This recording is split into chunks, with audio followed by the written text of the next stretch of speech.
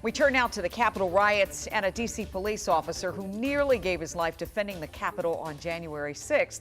He is now on the cover of Time magazine. Chief investigative reporter Eric Flack is here with a first look at that magazine cover. And Flack, you know, this photograph of D.C. police officer Mike Fanone on the Time cover is really powerful. Yeah, it's really powerful. It's something to see. The journalist who wrote this in-depth piece on Officer Fanone made it clear that a Time cover is not an honor that the magazine bestows. It is the significance of that person and their story. So here's a look at it, titled The Aftermath, Why Officer Mike Fanone Won't Let America Forget Jan 6.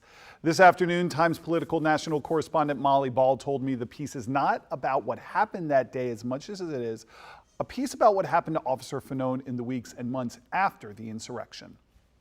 Back in January, I remember seeing Officer Fanone do interviews on WUSA and some other networks. And immediately I thought, wow, who's that guy, right? Like a Trump supporting redneck cop gets beaten to within an inch of his life with a Blue Lives Matter flag. Like there's clearly a story there.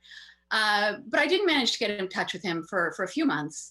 And so what surprised me when I did make contact with him was the degree to which he was still struggling with all of this. The degree to which, 6 months later, his physical injuries have healed, but he still, it's not just that he's not okay, that he's, struggling with PTSD. It's that he continues to go over what happens. He continues to try to think about his place in the universe. This is a man who feels that he's been sort of cast out by his tribe.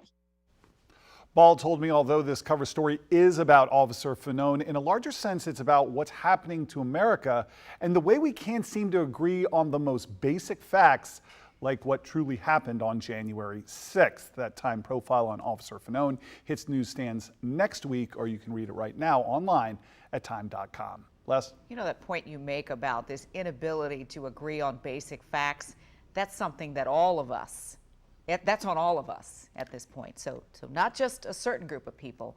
That's something that we're all going to have to deal with. All right, I've heard you say many times, we saw it for ourselves. We saw it for ourselves. E, thank you.